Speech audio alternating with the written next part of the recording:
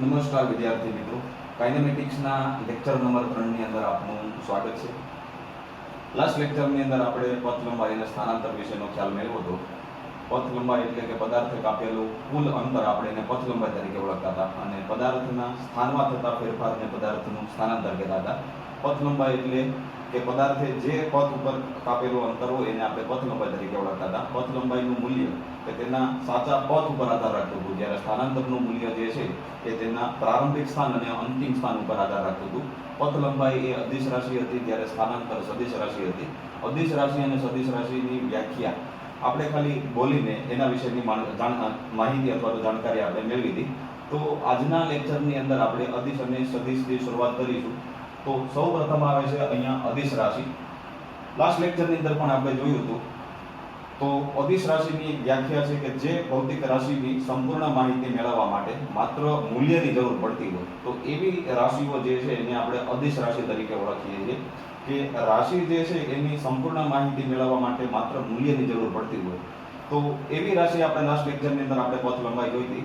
તો જે ભૌતિક રાશિઓની સંપૂર્ણ માહિતી માટે માત્ર મૂલ્યની જરૂર પડતી હોય એવી રાશિને આપણે અદિશ રાશિ તરીકે ઓળખીએ છીએ. તો એના ઉદાહરણ છે પથ લંબાઈ છે, સમય છે, કાર્ય છે, પાવર છે, ઉર્જા છે, દળ. આ બધી ભૌતિક રાશિઓ જે છે કે એના માહિતી માટે અથવા તો માપન માટે માત્ર જે છે કે મૂલ્યની જરૂર પડે છે. સંપૂર્ણ માહિતી માટે માત્ર મૂલ્યની જરૂર પડતી હોય છે, દિશાની જરૂર પડતી નથી. આની અંદર જોઈએ તો સમય અને દળ આ બે ભૌતિક રાશિઓથી આપણે પરિચિત છીએ. તો કે સમયના માપન માટે આપણે ક્યાંય દિશાની જરૂર પડતી નથી, અથવા તો દળના માપન માટે પણ આપણે ક્યાંય દિશાની જરૂર પડતી નથી. તો આવી જે રાશિઓ છે એને અદિશ રાશિ તરીકે ઓળખવામાં આવે છે. એના પછીની રાશિ આવે છે સદિશ રાશિ.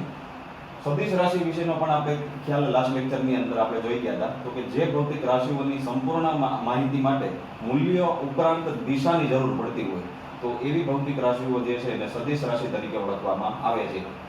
મૂલ્ય ઉપરાંત દિશાની જરૂર પડતી હોય. તો લાસ્ટ લેક્ચરની અંદર આપણે એક રાશિ એવી જોઈ હતી જે છે સ્થાનાંતર, કે પદાર્થના સ્થાનમાં થતા ફેરફારને આપણે સ્થાનાંતર કહેતા હતા. તો સ્થાનાંતર સિવાયની રાશિ છે વેગ છે, પ્રવેગ છે, વેગમાન છે, બળ. આ બધી ભૌતિક રાશિઓ જે છે તેમાં મૂલ્ય ઉપરાંત દિશાની પણ જરૂર પડતી હોય છે. તો આવી રાશિઓનો સમાવેશ સદિશ રાશિની અંદર કરવામાં આવે છે. ત્યારબાદ બે સદિશોની સરખામણી કરીએ આપણે. તો સરખામણીની મદદથી બે સદિશોની દિશા, એના મૂલ્યો, એની મદદથી અલગ અલગ અહીંયા વ્યાખ્યાઓ આવે છે. સદિશોની સમાનતાનો ટોપિક છે. એની અંદર સૌથી પહેલી વ્યાખ્યા આવે છે સમાન સદિશ. હવે સમાન સદિશની વ્યાખ્યા જોવા પહેલા આપણે બે અલગ અલગ સદિશ લઈ લઈએ. ધારો કે કોઈ એક સદિશ A છે અને બીજો સદિશ B છે. આવી રીતે જે છે કે બે સદિશો ગોઠવાયેલા છે. આકૃતિની અંદર પણ તમને અહીંયા દેખાય છે કે સદિશ A અને સદિશ B. તમને જોવામાં બંનેના આકાર સરખા લાગે છે, એટલે કે બંનેના મૂલ્ય સમાન હોય એવું લાગે છે અહીંયા. અને તીરની નિશાની ઉપરથી એવું લાગે છે કે અહીંયા બંને એક જ દિશામાં હોય એવું લાગે છે. બંનેના આકાર પણ સરખા છે. આકાર ઉપરથી આપણને ખબર પડે કે બંનેના મૂલ્ય સમાન છે અને બંનેની દિશા એક જ છે. તો આવા જે સદિશો છે એને સમાન સદિશ તરીકે ઓળખવામાં આવે છે. અહીંયા જોઈએ તો કે એનું મૂલ્ય સમાન છે, દિશા પણ સમાન છે. હવે બંને વચ્ચેનો કોઈ ખૂણો નથી બનતો, અને ખૂણો નથી બનતો એટલે ખૂણો તો છે અહીંયા 0 ડિગ્રીનો. તો આની વ્યાખ્યા આપવી હોય તો કે જે સદિશોના મૂલ્ય અને દિશા સમાન હોય, જે સદિશોના મૂલ્ય અને દિશા સમાન હોય, તો કે એવા સદિશોને સમાન સદિશ તરીકે ઓળખવામાં આવે છે. એના પછી આવે છે સમાંતર સદિશ. સમાંતર સદિશની અંદર આકૃતિમાં જોઈએ તો સદિશ A અને સદિશ B બે અલગ અલગ સદિશો છે. જોવામાં બંનેના આકાર આપણને જુદા જુદા લાગે છે. સદિશ A મોટો લાગે છે અને સદિશ B જે છે એ નાનો લાગે છે અહીંયા. તો કે બંનેનું માપન જે છે અહીંયા જુદું જુદું છે, બંનેનું મૂલ્ય જે છે જુદું જુદું છે. આકૃતિ ઉપરથી જોતા આપણને લાગે છે. ત્યારબાદ જોઈએ તો બંનેની તીરની નિશાની ઉપરથી એવું લાગે છે કે બંને એક જ દિશામાં હોય, એટલે મૂલ્ય અલગ અલગ હોય પરંતુ બંનેની દિશા એક જ હોય એવું લાગે છે. તો આવા જે સદિશો છે એને સમાંતર સદિશ તરીકે ઓળખવામાં આવે છે. કે મૂલ્ય સમાન ન હોય પરંતુ દિશા એક જ હોય, તો આવા સદિશો જે છે એને સમાંતર સદિશ તરીકે ઓળખવામાં આવે છે. મૂલ્ય અસમાન છે, દિશા સમાન છે, અને સમાન સદિશની જેમ અહીંયા પણ ખૂણો જે છે તેનો 0 ડિગ્રીનો થશે. તો સમાંતર સદિશની વ્યાખ્યા આપી હોય તો જે સદિશોની દિશા સમાન હોય પરંતુ મૂલ્ય અસમાન હોય, તો તેવા સદિશોને સમાંતર સદિશ તરીકે ઓળખવામાં આવે છે. ત્યારબાદ જોઈએ વિરુદ્ધ સદિશ. તો વિરુદ્ધ સદિશની અંદર સદિશ A અને સદિશ B જોઈએ તો બંનેની દિશા પરસ્પર વિરુદ્ધ હોય તેવી લાગે છે. અહીંયા એક સદિશ જે છે એ ધન x અક્ષની દિશામાં હોય તેવું લાગે છે અને બીજો સદિશ જે છે સદિશ b એ ઋણ x અક્ષની દિશામાં હોય તેવું લાગે છે. બંનેના મૂલ્યો આકૃતિ ઉપરથી સમાન હોય તેવું લાગે છે. મૂલ્ય સમાન છે પરંતુ બંનેની દિશા પરસ્પર વિરુદ્ધ હોય તેવું આપણને લાગે છે. તો આવા પ્રકારના જે સદિશો હોય છે તેનો સમાવેશ વિરુદ્ધ સદિશની અંદર થાય છે. અને આની વ્યાખ્યા આપવી હોય તો જે સદિશોના મૂલ્ય સમાન હોય, જે સદિશોના મૂલ્ય સમાન હોય પરંતુ દિશા વિરુદ્ધ હોય તો આવા સદિશો જે છે એને વિરુદ્ધ સદિશ તરીકે ઓળખવામાં આવે છે. મૂલ્ય સમાન પરંતુ દિશા પરસ્પર કેવી હોય છે? વિરુદ્ધ હોય છે. એના પછી જોઈએ આપણે પ્રતિસમાંતર સદિશ. તો પ્રતિસમાંતર સદિશની અંદર બે અલગ અલગ સદિશો આપણને આકૃતિમાં દેખાય છે, સદિશ A અને સદિશ B. પ્રતિસમાંતરની અંદર જોઈએ તો બંને સદિશોના પહેલા તો આકાર આપણને જુદા જુદા લાગે છે. સદિશ A અને સદિશ B બંનેના આકાર જુદા જુદા લાગે છે. આકાર ઉપરથી આપણે કહી શકીએ કે બંનેના મૂલ્ય અસમાન છે. ત્યારબાદ જોઈએ તો બંનેની દિશા પણ પરસ્પર વિરુદ્ધ છે. અહીંયા જેવી રીતે વિરુદ્ધ સદિશની અંદર દિશા વિરુદ્ધ હતી તેવી જ રીતે પ્રતિસમાંતરની અંદર પણ અહીંયા દિશા પરસ્પર વિરુદ્ધ હોય એવું આપણને લાગે છે. તો આવા પ્રકારના જે સદિશો છે એને પ્રતિસમાંતર સદિશ તરીકે ઓળખવામાં આવે છે. એના મૂલ્ય અસમાન છે, દિશા પરસ્પર વિરુદ્ધ છે. હવે પરસ્પર વિરુદ્ધ દિશામાં હોય તો ખૂણો જે છે 180 ડિગ્રી અથવા તો પાઈ રેડિયન તરીકે થશે. સમાન દિશામાં હોય તો ખૂણો 0 ડિગ્રીનો થશે, પરંતુ પરસ્પર વિરુદ્ધ દિશામાં હોય તો ખૂણો 180 અથવા તો પાઈ રેડિયન જેટલો થશે. અહીંયા તો પ્રતિસમાંતર સદિશની વ્યાખ્યા આપી હોય તો જે સદિશોની દિશા પરસ્પર વિરુદ્ધ અને મૂલ્ય અસમાન હોય તેવા સદિશોને પ્રતિસમાંતર સદિશ તરીકે ઓળખવામાં આવે છે. એના પછી લાસ્ટ વ્યાખ્યા છે અસમાંતર સદિશ તરીકે. આકૃતિની અંદર જોવા મળે છે કે સદિશ A અને સદિશ B નથી સમાંતર નથી પ્રતિસમાંતર, કોઈ પણ દિશાની અંદર ગોઠવાયેલા હોય એવું આપણને લાગે છે.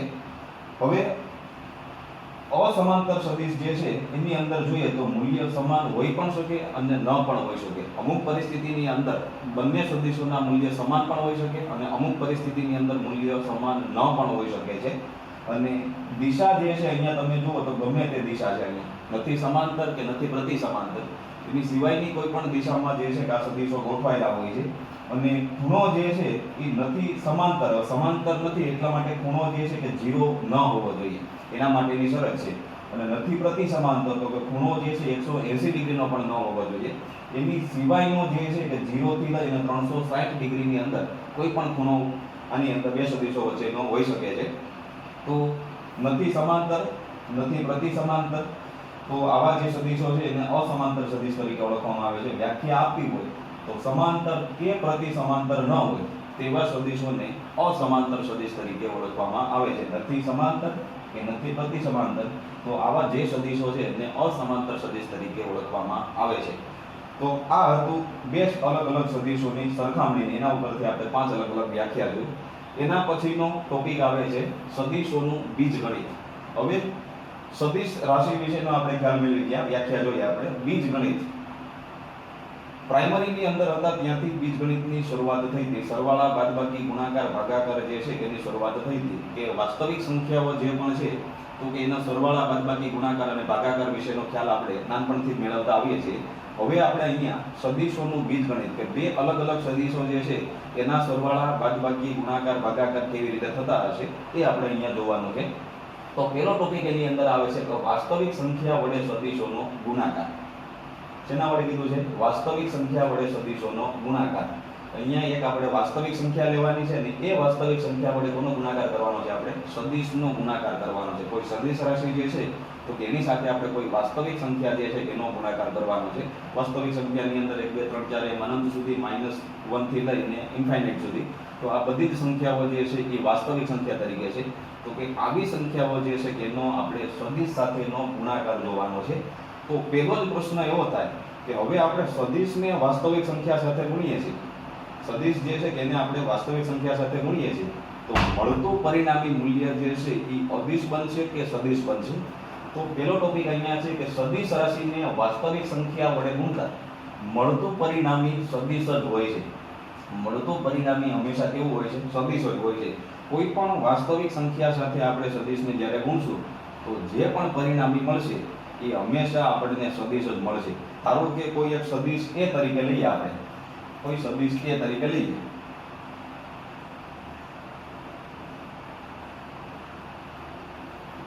તો એને આપણે કોઈ વાસ્તવિક સંખ્યા વડે ગુણો, 2 વડે ગુણો, તો આ સદિશ થશે 2a. પણ પરિણામી જે મળશે એ આપણને કેવો મળશે? હંમેશા સદિશ જ મળશે આની અંદર. એના પછીનો ટોપિક, હવે સામાન્ય રીતે આપણે ધારો કે 2 ને 5 વડે ગુણીએ, કે વાસ્તવિક સંખ્યા 2 છે એને આપણે 5 વડે ગુણીએ, તો તમને ખબર છે કે 2 ગુણ્યા 5 એટલે 10 થાય છે. તો કહી શકીએ કે 2 નું મૂલ્ય જે છે એ 5 ગણું થઈ ગયું. 5 વડે જ્યારે ગુણીએ છીએ આપણે 2 ને, તો 2 નું મૂલ્ય જે છે એ 5 ગણું થઈ ગયું આપણે કહી શકીએ છીએ. તો એવી જ રીતે અહીંયા જો સદિશ એનો ધન સંખ્યા k સાથે, ધારી લઈએ આપણે કોઈ k સંખ્યા છે, 1 2 3 ની જગ્યાએ કોઈ k સંખ્યા ધારી લીધી, k સાથે ગુણાકાર કરતા મળતા સદિશ k એનું મૂલ્ય, કે જે આપણે એને સદિશ એને k વડે ગુણીએ છીએ અહીંયા, તો એનું જે મળતું સદિશ છે એ મૂલ્ય k * સદિશ a થશે. નું મૂલ્ય સદિશ એના મૂલ્ય કરતા k ગણું થાય છે. આગળના ઉદાહરણમાં જોયું આપણે કે 2 ને 5 વડે ગુણીએ છીએ આપણે, તો 2 નું મૂલ્ય જે છે એ 5 ગણું થાય છે. તો એવી જ રીતે સદિશ એને જ્યારે આપણે વાસ્તવિક સંખ્યા k વડે ગુણીએ છીએ, તો એ જે છે એ k ગણું થઈ જાય છે અહીંયા. અને માનાંકમાં આપણે દર્શાવીનું મૂલ્ય દર્શાવવું હોય તો માનાંકની અંદર k * સદિશ a.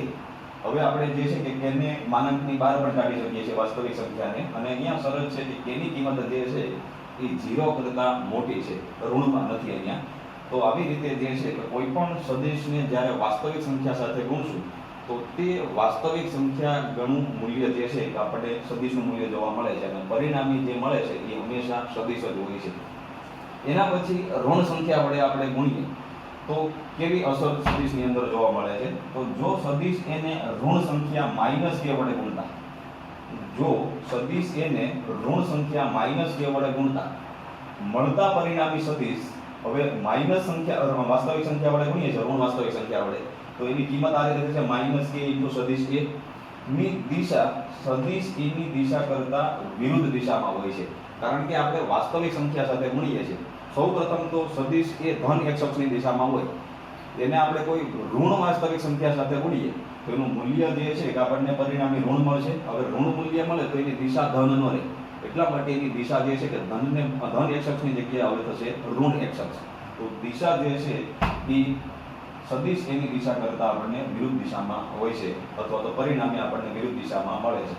ધન સાથે ગુણીએ છીએ તો k ગણું થાય છે, અને ઋણ સાથે ગુણીએ છીએ તો એના ગણું તો થાય છે, પણ એની દિશા જે છે એ મૂળ દિશા કરતા વિરુદ્ધ દિશામાં મળે છે. હવે વાસ્તવિક સંખ્યાની આપણે વાત જોઈ ગયા. એના પછી કોઈ અદિશ રાશિ, હવે અદિશ રાશિ વિશેનો પણ આપણે ખ્યાલ મેળવી ગયા છે અહીંયા. તો સદિશ રાશિને જ્યારે કોઈ અદિશ રાશિ સાથે ગુણીએ તો સદિશ એ સાથે લેવાતો ગુણાંક કે ભૌતિક પરિમાણ ધરાવતો અદિશ પણ હોઈ શકે છે. અહીંયા k નું મૂલ્ય જે છે કે આપણે વાસ્તવિક સંખ્યા તરીકે લીધું હતું, પણ k નું મૂલ્ય જે છે એ અદિશ તરીકે પણ હોઈ શકે છે. કે આપણે જે વાસ્તવિક સંખ્યાને સદિશ સાથે ગુણીએ છીએ તો એ વાસ્તવિક સંખ્યાની જગ્યાએ k ને બદલે આપણે અદિશ પણ જે છે કે લઈ શકીએ છીએ. તો એનું એક ઉદાહરણ છે કે વેગ જે છે એ સદિશ રાશિ છે. આપણે સદિશ રાશિની અંદર અહીંયા આપણે જોયું હતું કે વેગ જે છે એ સદિશ રાશિ છે. એને જ્યારે આપણે કોઈ અદિશ રાશિ સાથે ગુણીએ, આ પોઈન્ટ ઉપરથી આપણે જોઈએ તો એને આપણે અદિશ રાશિ સાથે ગુણીએ. હવે અદિશ રાશિની અંદર આપણે સમય નામની અદિશ રાશિ જોઈ હતી, તો વેગ ગુણ્યા સમય કરીએ છીએ તો ત્યારે આપણને મૂલ્ય મળે છે સ્થાનાંતરનું. હવે પહેલો ટોપિક જોયો તો કે વાસ્તવિક સંખ્યાને આપણે પરિણામી સદિશ સાથે ગુણીએ એટલે મળતું પરિણામી હંમેશા સદિશ હોય છે. હવે અદિશની અંદર પણ એવું જ છે કે જ્યારે સદિશને અદિશ રાશિ સાથે ગુણશું તો મળતું પરિણામી પણ હંમેશા જે છે ને એ સદિશ જ મળે. આની સિવાયના ઘણા બધા ઉદાહરણ એવા છે કે એની અંદર પણ સદિશને જ્યારે અદિશ સાથે ગુણીએ છીએ તો મળતું પરિણામી જે છે એ હંમેશા સદિશ જ હોય છે. ઉદાહરણ તરીકે બળ લઈએ. બળ F = ma. m એટલે દળ છે અને a એટલે પ્રવેગ છે. દળ ગુણ્યા પ્રવેગ. હવે ઉદાહરણની અંદર અદિશ રાશિ અને સદિશ રાશિના ઉદાહરણની અંદર જોઈએ તો દળ જે છે એ અદિશ રાશિમાં એનો સમાવેશ થાય છે, અને પ્રવેગ જે છે એનો સમાવેશ સદિશ રાશિની અંદર થાય છે. તો દળ અને પ્રવેગ એ બંનેનો ગુણાકાર કરીએ છીએ, એટલે કે એક અદિશ રાશિ છે અને બીજી સદિશ રાશિ છે. તો અહીંયા મળતું જે પરિણામી છે એ બળ છે, અને બળનો સમાવેશ જે છે એ સદિશ રાશિની અંદર થાય છે. તો અદિશ રાશિ અને સદિશ રાશિનો જ્યારે ગુણાકાર કરશું તો મળતું પરિણામી હંમેશા જે છે એ સદિશ રાશિ જ આપણને મળશે. એના પછીનો ટોપિક જોઈએ આપણે સદિશોના સરવાળા. હવે સદિશોના સરવાળા જે છે એ આપણે જોવાના છે સૌપ્રથમ તો આલેખની રીતે. સામાન્ય રીતે જોઈએ તો સદિશોના સરવાળા 3 અલગ અલગ રીતે થતા હોય છે. આલેખની રીતની અંદર 2 અલગ અલગ પ્રકાર આવે છે, ત્રિકોણની રીત અને સમાંતર બાજુ ચતુષ્કોણની રીત. અને ત્રીજી રીત જે છે એ આવે છે બે સદિશોના સરવાળાની બેઝિક રીત આવે છે, અથવા તો સદિશોના સરવાળાની બેઝિક રીત આવે છે. તો આલેખની રીતની અંદર 2 ભાગ આવે છે અને એની સિવાયનો ત્રીજો જે પ્રકાર છે એ બેઝિક રીત છે. તો 2 અલગ અલગ સદિશ આપણે ધારી લઈએ. ધારો કે કોઈ એક સદિશ A જે છે એ ધન x અક્ષની દિશામાં છે અને સદિશ B જે છે એ નથી x અક્ષ અથવા તો નથી y અક્ષની દિશામાં. એવી રીતે આ સદિશ B આપણે અહીંયા ડ્રો કરેલો છે. આ 2 સદિશો જે છે કે આપણે એનો સરવાળો કરવો છે. એ સરવાળો આપણે આલેખની રીતે કરવો છે. તો સૌપ્રથમ તો સદિશ એ આપણે આ રીતે ગોઠવી દીધો છે. જે દિશામાં હતો એ જ દિશામાં આપણે એને ગોઠવી દીધો છે. જ્યાંથી શરૂઆત થાય છે સદિશની, જ્યાંથી શરૂઆત થાય છે તેને સદિશનું પુચ્છ કહેવામાં આવે છે. અને જે દિશામાં સદિશ આગળ વધતો હોય અથવા તો તીરની નિશાની જે દિશામાં હોય છે એને સદિશનું શીર્ષ તરીકે ઓળખવામાં આવે છે. તો સૌપ્રથમ આપણે કોઈ એક સદિશ A ને ગોઠવી દીધો. સદિશ A ના શીર્ષ ઉપર આપણે બીજો સદિશ B ગોઠવી દીધો. સદિશ A ના શીર્ષ ઉપર આપણે સદિશ B નું પુચ્છ ગોઠવી દીધું એમ પણ આપણે કહી શકીએ છીએ અહીંયા. તો સદિશ A ના શીર્ષ ઉપર સદિશ B આપણે ગોઠવી દીધો. ત્યારબાદ તો કે સદિશ A નું પુચ્છ અને સદિશ B નું શીર્ષ આ બંનેને આપણે જ્યારે જોડશું તો આ બંને સદિશ જે છે કે એનો પરિણામી આપણને અહીંયા દર્શાવે છે. તો કે પરિણામી જે છે કે આ બંને સદિશોના સરવાળા જેટલો હોય છે. તો કે સદિશ R સદિશ A સદિશ B. તો કે જે પણ કંઈક આપણને પરિણામી મળે છે એ ત્રીજી રાશિ તરીકે હોઈ શકે છે, એટલે આપણે ધારી લીધું સદિશ તરીકે. તો 2 સદિશોનો સરવાળો કરશું તો પરિણામી જે મળે છે એ પણ અહીંયા આપણને સદિશ સ્વરૂપે જ મળશે. તો સદિશ R સદિશ A સદિશ B. તો આ થઈ ત્રિકોણની રીત. એના પછી આવે છે સમાંતર બાજુ ચતુષ્કોણની રીત. સમાંતર બાજુ ચતુષ્કોણની રીત જે છે એ ત્રિકોણની રીત ઉપરથી પણ આપણે દર્શાવી શકીએ છીએ. હવે સદિશ B અને સદિશ A એના જેવા જ આપણે એને સમાંતર સદિશો ડ્રો કરવા હોય તો ડ્રો કરી શકીએ કે ના કરી શકીએ અહીંયા. તો સૌપ્રથમ તો આપણે સદિશ B આના જેવો જ એક સદિશ જે છે એની દિશામાં જતો સદિશ દોરવો હોય તો અહીંયાથી દોરી શકીએ.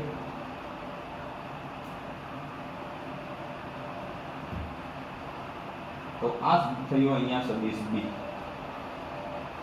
એનું મૂલ્ય પણ એટલું જ છે અને દિશા પણ જે છે એ સદિશ B ની દિશા જેટલી જ છે અહીંયા. ત્યારબાદ જોઈએ તો સદિશ A જેવો જ સદિશ A અહીંયા હું ડ્રો કરી શકું એને સમાંતર સદિશ.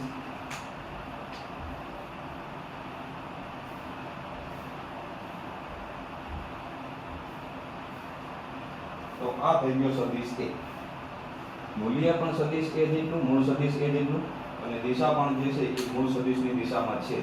તો અહીંયા જોઈએ આપણે તો આનો આકાર જે છે કે આપણે સમાંતર બાજુ ચતુષ્કોણ જેવો લાગે છે, એટલા માટે આપણે કહી શકીએ કે આ સરવાળાની રીત જે છે એ સમાંતર બાજુ ચતુષ્કોણની છે. ત્રિકોણની અંદર ત્રિકોણ જેવો આકાર હતો એટલા માટે આપણને ત્રિકોણની રીત કહેતા હતા. અને અહીંયા જોઈએ તો એક પ્રકારનો સમાંતર બાજુ ચતુષ્કોણ છે. સામસામેની બાજુઓ જે છે એની સમાન છે અને એનો વિકર્ણ જે છે એ આપણને એના પરિણામી સદિશ મૂલ્યો આપણને આપે છે. આ વિકર્ણ આ બંનેનો સરવાળો કરો તો પણ એટલો જ થશે. આ બંને બાજુઓ જે છે એનો સરવાળો કરશો તો પણ એટલો જ થશે. તો આ રીત જે છે એ આલેખની રીત છે. એની અંદર 2 અલગ અલગ રીત આવે છે, ત્રિકોણની રીત અને સમાંતર બાજુ ચતુષ્કોણની રીત.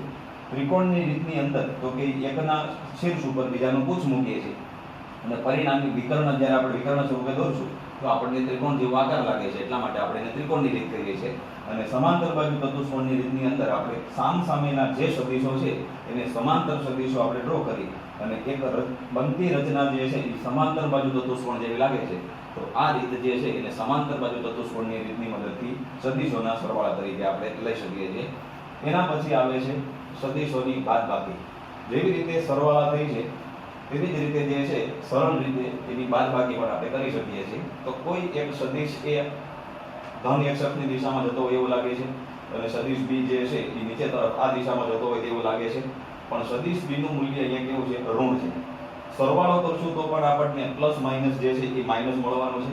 તો પરિણામી જે છે કે આપણને સદિશ A અને માઇનસ સદિશ B જે છે એનો સરવાળો કરશું તો આ શીર્ષ અને પુચ્છ જ્યારે જોડશું તો પરિણામે આપણને અહીંયા બે સદિશોની બાદબાકી મળશે કે સદિશ A નું અહીંયા ઉચ્ચ છે અને સદિશ B નું શીર્ષ છે. એ બંનેને જ્યારે જોડશું તો ત્રિકોણની રીતની મદદથી સદિશ A અને સદિશ B જે છે એની બાદબાકી થઈ અહીંયા. તો આ જે છે એ બે સદિશોની બાદબાકી છે અને એ આલેખની રીતે છે. ત્યારબાદ જોઈએ તો શૂન્ય સદિશ આવે છે. હવે શૂન્ય સદિશની અંદર તો કે બે સમાન મૂલ્યના સદિશો હોય. તારો વાસ્તવિક સંખ્યાની અંદર જે છે કે એક +2 હોય ને એક -2 હોય. તો બંનેનો જ્યારે સરવાળો કરશું તો 2 + -2 પ્લસ માઇનસ માઇનસ હશે એટલે 2 - 2 0 થઈ જાય છે. તો એવી જ રીતે બે સદિશો હોય, સમાન મૂલ્યના હોય પરંતુ પરસ્પર વિરુદ્ધ દિશામાંના હોય ત્યારે આપણે એનો જ્યારે સરવાળો કરશું તો મળતું પરિણામે આપણને શૂન્ય મળશે. પણ અહીંયા શૂન્ય તરીકે બોલાતું નથી અને આપણે શૂન્ય સદિશ તરીકે બોલીએ છીએ. તો જોઈએ અહીંયા શૂન્ય સદિશની અંદર બે સમાન મૂલ્યના અને પરસ્પર વિરુદ્ધ દિશામાંના સદિશોનો સરવાળો કરતા, સમાન મૂલ્યના અને પરસ્પર વિરુદ્ધ દિશામાંના સદિશોનો સરવાળો કરતા મળતા સદિશને શૂન્ય સદિશ કહે છે. સમાન મૂલ્યના હોય પરંતુ પરસ્પર કેવા હોય છે? વિરુદ્ધ દિશામાંના હોય છે. એક સદિશ ધન x અક્ષની દિશામાં હોય છે તો જ્યારે બીજો સદિશ જે છે એ ઋણ x અક્ષની દિશામાં હોય છે. આ બંનેનો પરિણામી કરશું તો આપણને 0 મળે છે અહીંયા. તો આવા સદિશ જે છે ને શૂન્ય સદિશ તરીકે ઓળખવામાં આવે છે. હવે શૂન્ય સદિશનું મૂલ્ય જ્યારે આપણે મેળવીએ છીએ તો એનું મૂલ્ય આપણને શૂન્ય મળશે. તો એની દિશા દર્શાવવાની જરૂર પડતી નથી. એના પછી આવે છે એકમ સદિશ. તો એકમ સદિશ જે છે આ ટોપિક ખૂબ જ અગત્યનો છે. હવે સદિશ રાશિઓ જે છે જેટલી પણ દર્શાવવાની જરૂર પડશે તો ત્યાં એકમ સદિશ જે છે એનો ઉપયોગ દરેક જગ્યાએ આવશે. ધોરણ 11 સાયન્સની અંદર પણ આવશે અને ધોરણ 12 સાયન્સની અંદર પણ જે છે કે એકમ સદિશ જે છે કે આની જાણકારી હશે તો આગળના અભ્યાસની અંદર જે છે કે આપણને ખૂબ જ ઉપયોગી થશે. તો એકમ સદિશની વ્યાખ્યા છે એકમ મૂલ્ય ધરાવતા સદિશને એકમ સદિશ કહે છે. કે જે સદિશ છે એનું મૂલ્ય માત્ર ને માત્ર 1 એકમ જેટલું હોય તો આવો જે સદિશ છે એને એકમ સદિશ તરીકે ઓળખવામાં આવે છે. હવે કોઈ પણ સદિશને તેના મૂલ્ય વડે ભાગતા, એકમ સદિશ જે છે એ કેવી રીતે મળે છે આપણને? તો કોઈ પણ સદિશને તેના મૂલ્ય વડે ભાગતા, કોઈ સદિશ છે એને તેના મૂલ્ય વડે ભાગતા સદિશની દિશામાંનો એકમ સદિશ મળે છે. સદિશની દિશામાંનો એકમ સદિશ મળે છે. કેવી રીતે? તો કે સદિશને તેના મૂલ્ય વડે ભાગવાથી આપણે ભાગવાનું છે. સદિશ છે અને સદિશને એના મૂલ્ય વડે ભાગી દેવાનું છે. તો સૂત્ર જે છે કે આપણે એકમ સદિશનું જોઈએ તો આપણે અહીંયા ધારી લીધું જે એકમ સદિશ છે આપણે એને n કેરેટ તરીકે ધારી લીધો છે. આ ઉપર જે છે એ કેપ જે પ્રકારનું કેપ જેવું લાગે છે. તો આને વાંચવું હોય તો n કેરેટ અથવા તો n કેપ તરીકે પણ જે છે આને વાંચી શકીએ છીએ આપણે. આ જે પણ રાશિ જે છે એકમ સદિશ તરીકે આપણે લીધેલું છે આપણે એને n કેરેટ અથવા તો n કેપ તરીકે દર્શાવી શકીએ છીએ. હવે આ પોઈન્ટની અંદર આપણે જોયું કે કોઈ એક સદિશ A છે એ સદિશ જે છે એને તેના મૂલ્ય વડે ભાગતા, હવે એના છેદમાં જે છે કે એનું મૂલ્ય મૂકી દઈએ તો માનાંકમાં જે છે કે એનું આપણે મૂલ્ય દર્શાવીએ છીએ. કોઈ પણ સદિશ જે છે એનું મૂલ્ય હંમેશા આપણે એને માનાંકમાં દર્શાવીએ છીએ. તો આ સદિશ છે અને આ સદિશનું મૂલ્ય છે તો એને આપણે જ્યારે સદિશના મૂલ્ય વડે ભાગીએ છીએ તો એ દિશામાંનો આપણને એકમ સદિશ મળે છે. કોઈ પણ સદિશ હોય એ સદિશને આપણે તેના મૂલ્ય વડે ભાગીએ તો એ દિશામાંનો આપણને એકમ સદિશ મળે છે. હવે એકમ સદિશ જે છે કે એનો ઉપયોગ ક્યાં થશે આપણે? તો દિશા દર્શાવવા માટે જે છે ખૂબ જ ઉપયોગી છે. સદિશ રાશિઓ જે છે કે એની દિશા દર્શાવવાની આવશે તો એની દિશા દર્શાવવા માટે જે છે એકમ સદિશ ઉપયોગી છે. હવે એકમ સદિશ જે છે એને એકમ કે પરિમાણ હોતા નથી. કોઈ પણ પ્રકારનું જે છે કે એને એકમ નથી હોતો અથવા તો કોઈ પણ પ્રકારનું એને પરિમાણ હોતું નથી. માત્ર તેનું મૂલ્ય જે છે એ 1 એકમ જેટલું હોય છે. તો એકમ મૂલ્ય ધરાવતા સદિશને આપણે એકમ સદિશ તરીકે ઓળખીએ છીએ. દિશા દર્શાવવા માટે ઉપયોગી છે. એનું કોઈ પણ પ્રકારનું પરિમાણ અથવા તો એકમ હોતો નથી. હવે ભૌતિક વિજ્ઞાનની અંદર આપણે જે પણ સદિશો દર્શાવવાના છે એ યામાક્ષ પદ્ધતિની અંદર આપણે દર્શાવવાના આવશે. અને યામાક્ષ પદ્ધતિની અંદર આપણને ખબર છે કે વધારેમાં વધારે જે છે કે ત્રિપરિમાણ સાથે આપણે અભ્યાસ કરવાનો થશે. x અક્ષ, y અક્ષ અને z અક્ષ. તો એનાથી ત્રિપરિમાણની અંદર જે છે આપણે આની અંદર જ આપણે ટોટલી સદિશ વિશેનો અભ્યાસ કરવાનો છે. તો x અક્ષ, y અક્ષ અને z અક્ષ તો કે એની દિશામાં જ્યારે કોઈ સદિશ હોય તો હવે પછીની જે ચર્ચા આવશે એની અંદર આપણે x અક્ષની દિશામાં જ્યારે કોઈ સદિશ હોય તો એ સદિશની સાથે સાથે દિશા દર્શાવવા માટે આપણે આઈ કેરેટનો ઉપયોગ કરીશું. આઈ કેરેટ ઉપરથી આપણને ખબર પડે છે કે આ સદિશની દિશા x અક્ષની દિશામાં છે, ધન x અક્ષની દિશામાં છે. ત્યારબાદ જે છે કોઈ સદિશનું મૂલ્ય y અક્ષ ઉપર હોય તો એ સદિશ જે છે કે એને એની દિશા દર્શાવવા માટે આપણે હવે પછી જે કેરેટનો ઉપયોગ કરીશું. અને છેલ્લું છે જે કે કોઈ સદિશનું મૂલ્ય z દિશામાં હોય તો એની દિશા દર્શાવવા માટે આપણે કે કેરેટનો ઉપયોગ કરીશું. ધારો કે વેગ જે છે સદિશ રાશિ છે v હવે મૂલ્ય છે b, આપણે દર્શાવેલું છે સદિશ રાશિની અંદર, અને અહીંયા ધારો કે હું દર્શાવી દઉં 2i કેરેટ અને વેગનો એકમ છે મીટર પર સેકન્ડ. તો આ i કેરેટ ઉપરથી જે છે કે આપણે ખ્યાલ મેળવી શકીએ કે આ વેગનું મૂલ્ય જે છે એ ધન x અક્ષની દિશામાં છે, કે જે પણ એનો વેગ 2 મીટર પર સેકન્ડ છે એ x દિશામાં છે. હવે i કેરેટ જે છે કે એનો કોઈ પણ એકમ અથવા તો પરિમાણ છે નહીં, એટલા માટે જે છે કે જે પણ રાશિ છે એ રાશિના મૂલ્યમાં કોઈ પણ પ્રકારનો ફેરફાર થશે નહીં, કારણ કે એકમ સદિશનું મૂલ્ય હંમેશા જે છે એ 1 એકમ જેટલું હોય છે. તો i કેરેટનું મૂલ્ય પણ જે છે 1 એકમ જેટલું હોય છે, જે કેરેટનું મૂલ્ય પણ જે છે 1 એકમ જેટલું હોય છે, અને કે કેરેટનું મૂલ્ય પણ જે છે એ 1 એકમ જેટલું હોય છે. એટલે કે ગુણાકારમાં આપણે દિશા દર્શાવશું. હવે મૂલ્યની વાત આવે તો મૂલ્ય હંમેશા જે છે કે એનું 1 એકમ જેટલું હશે. તો એક કોઈ પણ વાસ્તવિક સંખ્યાની સાથે આપણે 1 ને ગુણતા હતા તો 1 વડે ગુણવાથી એમાં રાશિની અંદર અથવા તો મૂલ્યમાં કોઈ ફેરફાર થતો નહોતો. ગુણાકાર માટે તટસ્થ સંખ્યા જે છે એ 1 છે, તો કોઈ પણ સંખ્યાને આપણે 1 વડે ગુણીએ છીએ તો ત્યારે તેની મૂલ્યમાં અથવા તો રાશિમાં કોઈ પણ પ્રકારનો ફેરફાર થતો નથી. તો એવી જ રીતે અહીંયા i કેરેટ, j કેરેટ અથવા તો k કેરેટને જ્યારે ગુણશું આપણે તો એના મૂલ્યમાં અથવા તો રાશિ જે છે એમાં કોઈ પણ પ્રકારનો ફેરફાર થતો નથી. સ્થાનાંતરની વાત કરીએ, ઉદાહરણ જોઈએ આપણે સ્થાનાંતર. ડિસ્પ્લેસમેન્ટ ઉપરથી b તો ઉદાહરણ આપી શકીએ કે 5. હવે સ્થાનાંતર હોય છે મીટરમાં. હવે સદિશ દિશા દર્શાવવા માટે જે છે એ આપણે i કેરેટ, j કેરેટ અને k કેરેટનો ઉપયોગ કરીએ છીએ. ધારી લઈએ કે j કેરેટ તરીકે, તો આના ઉપરથી આપણને ખ્યાલ આવે કે આ 5 મીટરનું સ્થાનાંતર જે છે એ y અક્ષ ઉપર થયેલું છે. j કેરેટને કારણે આપણને ખબર પડે કે અહીંયા જે પણ સ્થાનાંતર થયેલું છે એ y અક્ષ ઉપર છે. અહીંયા જે પણ વેગ મેળવેલો છે એ x અક્ષની દિશામાં મેળવેલો છે. હવે કોઈ સદિશ જે છે એ નો x અક્ષ ઉપર હોય, નો y અક્ષ ઉપર હોય અથવા તો ન z અક્ષ ઉપર હોય. આવી રીતે x અને y થી બનતા સમતલમાં જ્યારે કોઈ સદિશ હોય કે નથી x અક્ષ ઉપર નથી y અક્ષ ઉપર, તો કે x અને y થી બનતા સમતલની અંદર આપણને અહીંયા જોવા મળે છે. તો કે આ સદિશ જે છે એના જ્યારે આપણે પ્રક્ષેપ દોરીએ છીએ તો સદિશ એ જે છે એનો ઉપરથી આપણે x અક્ષ ઉપર પ્રક્ષેપ દોર્યો અને સદિશ એ જે છે એના તીર ઉપરથી આપણે y અક્ષ ઉપર પ્રક્ષેપ દોર્યો.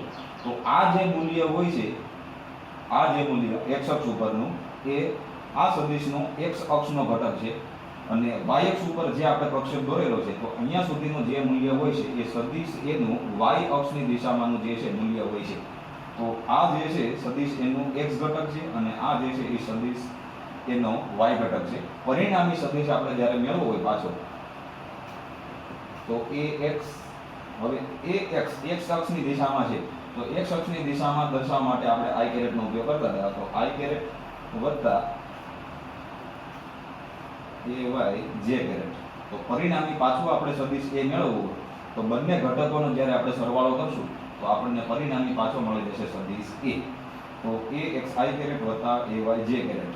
હવે આનું મૂલ્ય મેળવવું હોય તો મૂલ્ય આપણે માનાંક તરીકે દર્શાવતા હતા. તો માનાંકમાં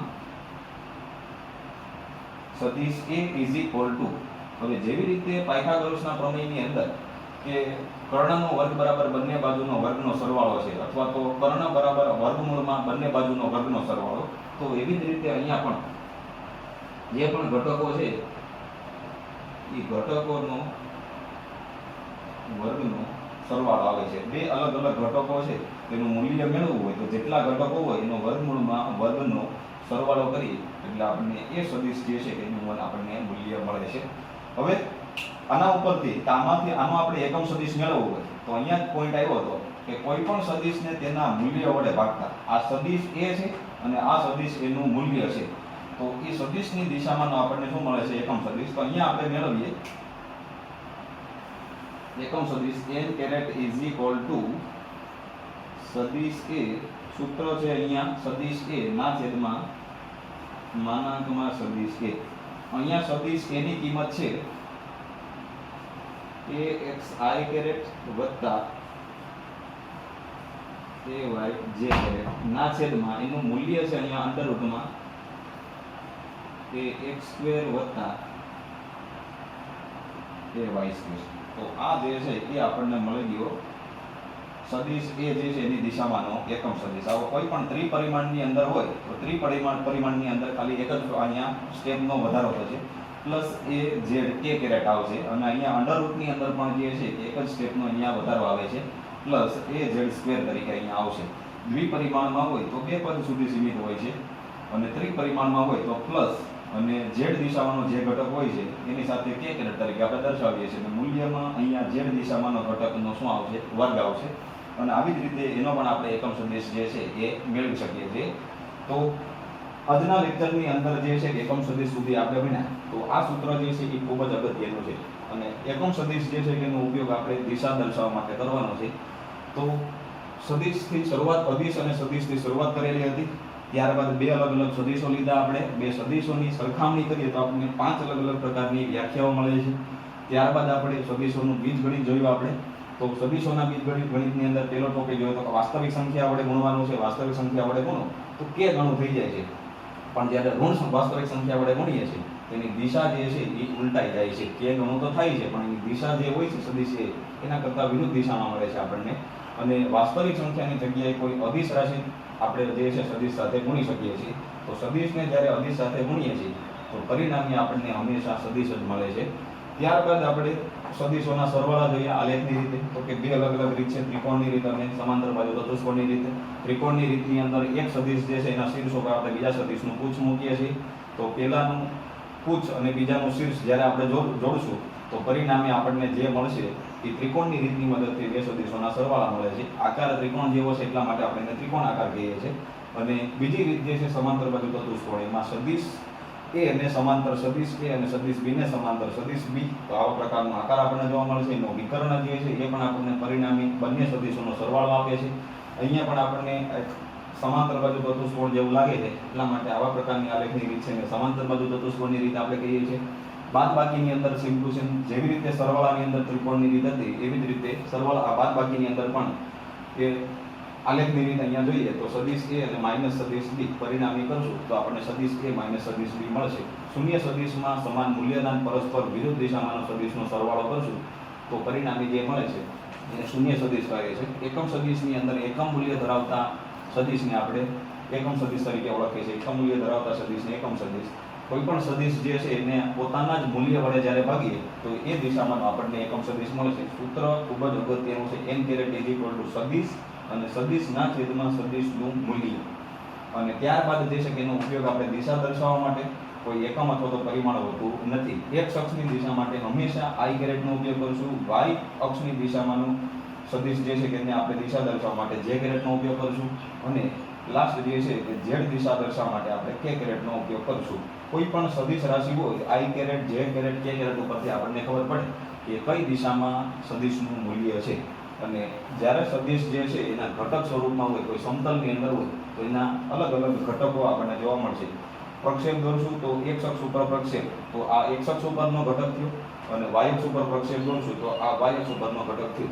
પરિણામી મેળવવો હોય તો દિશા સાથે આપણે દર્શાવીએ તો સદિશનું પરિણામી આપણને આ પરિણામી સદિશ મળે છે. અને એનું મૂલ્ય મેળવવું હોય તો વર્ગમૂળમાં દરેક ઘટકો એનો વર્ગનો શું કરવાનો છે સરવાળો. અને આ સૂત્રની અંદર આપણે જ્યારે પાછી કિંમત મૂકશું સદિશ a અને માનાંક સદિશ a તો આવી રીતે આપણને એ દિશામાંનો એકમ સદિશ મળશે.